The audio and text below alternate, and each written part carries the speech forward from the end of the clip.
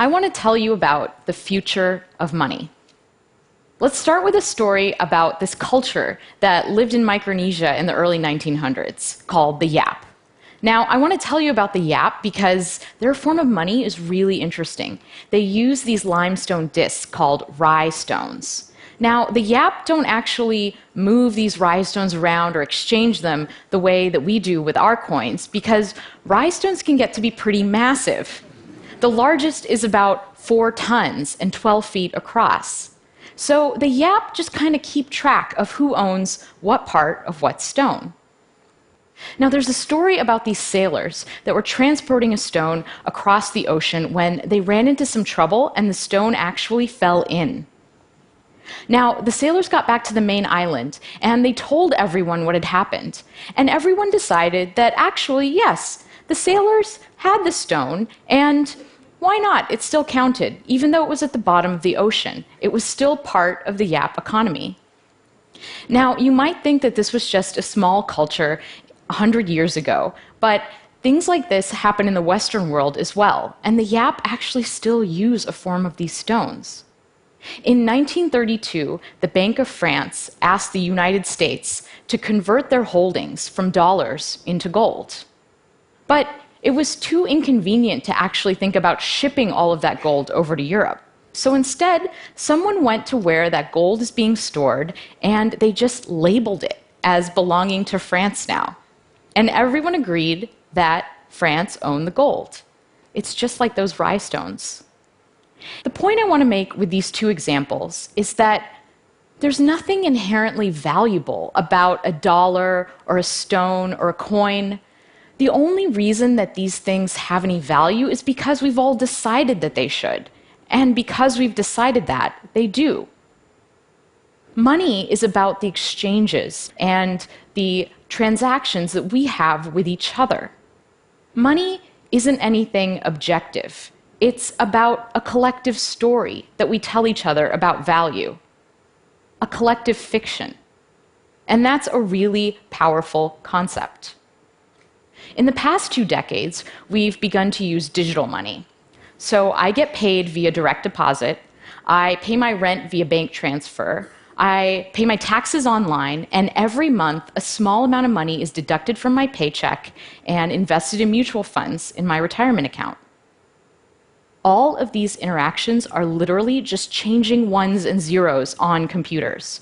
There's not even anything physical like a stone or a coin. Digital money makes it so that I can pay someone around the world in seconds.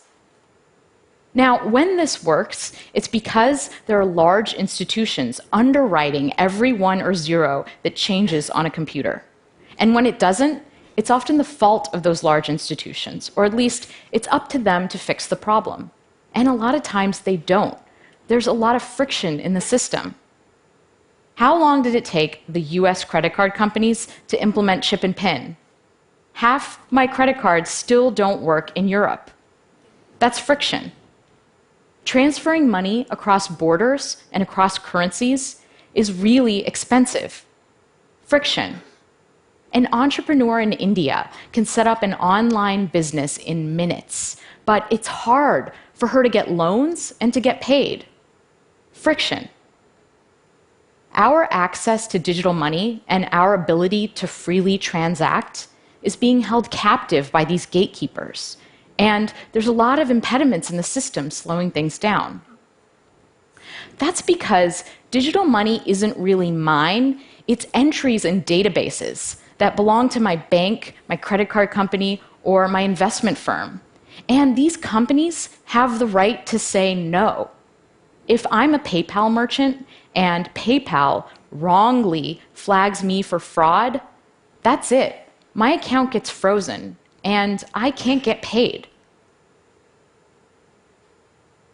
These institutions are standing in the way of innovation. How many of you use Facebook Photos, Google Photos, Instagram? My photos are everywhere. They are on my phone, they're on my laptop, they're on my old phone, they're in Dropbox, they're on all these different websites and services. And most of these services don't work together. They don't interoperate. And as a result, my photo library is a mess. Now, the same thing happens when institutions control the money supply. A lot of these services don't interoperate, and as a result, this blocks what we can do with payment, and it makes transaction costs go up. So far, we've been through two phases of money.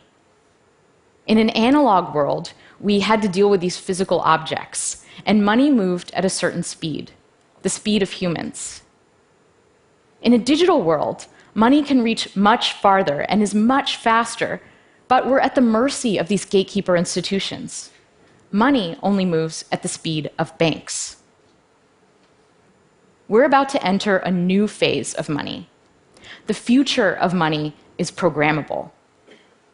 When we combine software and currency, money becomes more than just a static unit of value, and we don't have to rely on institutions for security. In a programmable world, we remove humans and institutions from the loop. And when this happens, we won't even feel like we're transacting anymore.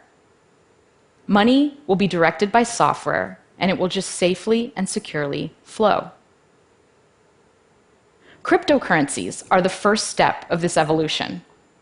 Cryptocurrencies are digital money that isn't run by any government or any bank. It's money designed to work in a world without intermediaries. Bitcoin is the most ubiquitous cryptocurrency, but there are hundreds of them. There's Ethereum, Litecoin, Stellar, Dogecoin, and those are just a few of the more popular ones.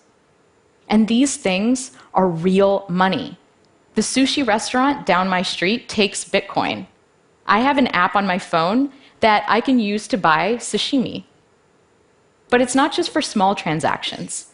In March, there was a transaction that moved around 100,000 Bitcoins. That's the equivalent of 40 million US dollars. Cryptocurrencies are based on a special field of mathematics called cryptography. Cryptography is the study of how to secure communication, and it's about two really important things: masking information so it can be hidden in plain sight, and verifying a piece of information's source. Cryptography underpins so many of the systems around us, and it's so powerful that at times the US government has actually classified it as a weapon. During World War II, breaking crypto systems like Enigma was critical to decoding enemy transmissions and turning the tide of the war. Today, anyone with a modern web browser is running a pretty sophisticated crypto system. It's what we use to secure our interactions on the internet. It's what makes it safe for us to type our passwords in and to send financial information to websites. So what the banks used to give us, trustworthy digital money transfer, we can now get with a clever application of cryptography. And this means that we don't have to rely on the banks anymore to secure our transactions. We can do it ourselves. Bitcoin is based on the very same idea that the Yap used, this collective global knowledge of transfers. In Bitcoin, I spend by transferring Bitcoin, and I get paid when someone transfers Bitcoin to me. Imagine that we had this magic paper. So the way that this paper works is I can give you a sheet of it, and if you write something on it, it'll magically appear on my piece as well.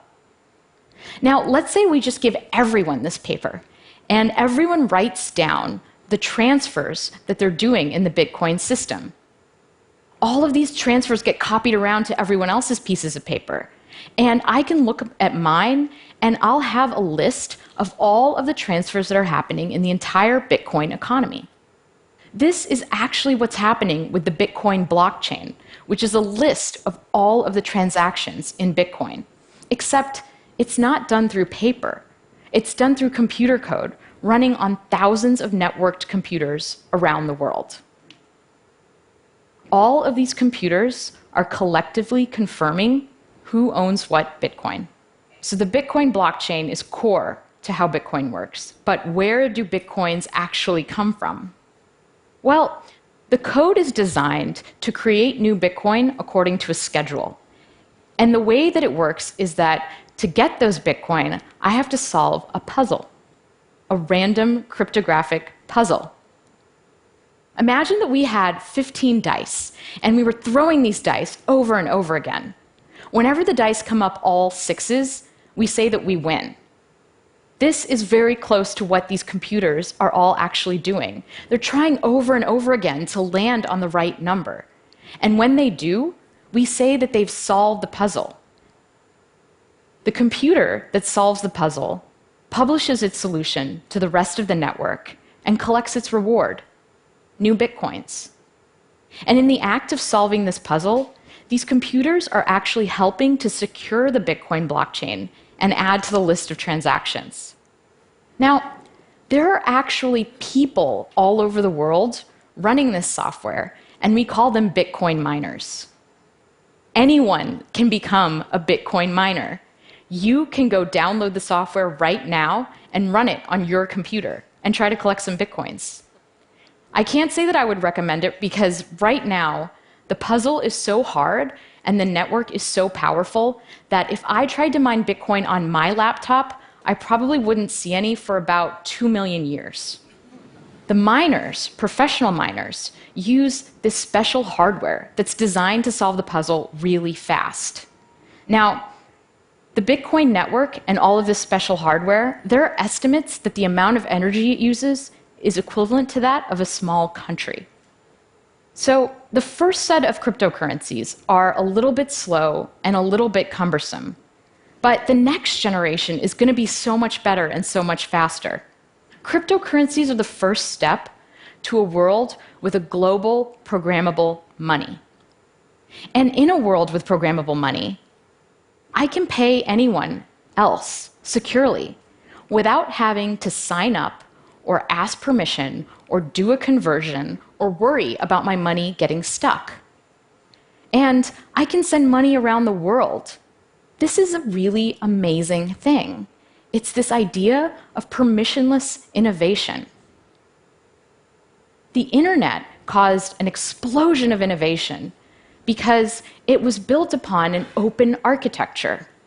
And just like the internet changed the way we communicate, programmable money is going to change the way we pay, allocate, and decide on value. So what kind of world does programmable money create? Well, imagine a world where I can rent out my healthcare data to a pharmaceutical company.